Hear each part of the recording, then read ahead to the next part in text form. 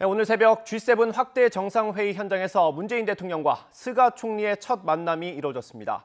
양국 정상의 첫 대면에 대한 일본 측의 반응이 어떤지 알아보겠습니다. 이경화 특파원.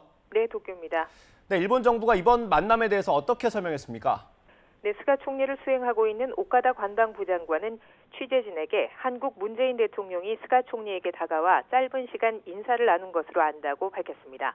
NHK 등 일본 언론들은 부 장관의 말을 인용해 한국과 일본 두 정상의 첫 대면 접촉이 이뤄진 소식을 잇따라 전했습니다.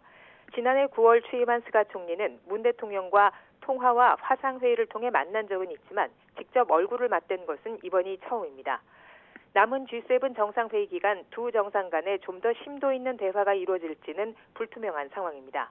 모테기 일본 외무성 장관은 지난 11일 기자회견에서 한일 정상회담 가능성에 대해 서로의 사정 등을 고려해 어떤 양자회담을 넣을지는 앞으로 조율해 가는 것이라고 밝혔습니다.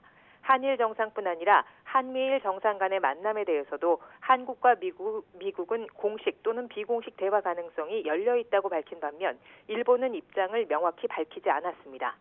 일본은 영국과 프랑스뿐 아니라 미국과도 별도의 정상회담을 추진한 것으로 알려졌는데요. 스가 총리와 바이든 대통령은 공식 회담은 갖지 못하고 회의를 전후에 약 10분 정도 현안을 협의하는 데 그쳤습니다. 다자 외교 모델인 만큼 현장 상황이나 일정 등의 유동적인 측면이 있기 때문으로 보입니다. 네, 일본 정부가 우리나라에 대해서 지나치게 소극적으로 대응한다 이런 비판이 일본 안에서도 있는 걸로 아는데 이후 한일 관계 어떻게 될 것 같습니까? 네, 일본 측은 그동안 강제 동원과 위안부 문제 등 양국 현안에 대해 한국이 먼저 해결책을 제시할 것을 요구하면서 대화 요구에 적극적으로 나서지 않아 왔습니다. 이 때문에 이번 G7 정상회의에서 양국 정상이 어떤 형태로 마주하게 될지 관심이 집중됐는데요. 아사히 신문은 최근 악화한 한일 관계 속에 스가 총리와 모테기 외무성 장관이 새로 부임한 강창일 주일 대사를 만나지 않는 등 일본 정부 대응을 치졸하다고 지적하기도 했습니다.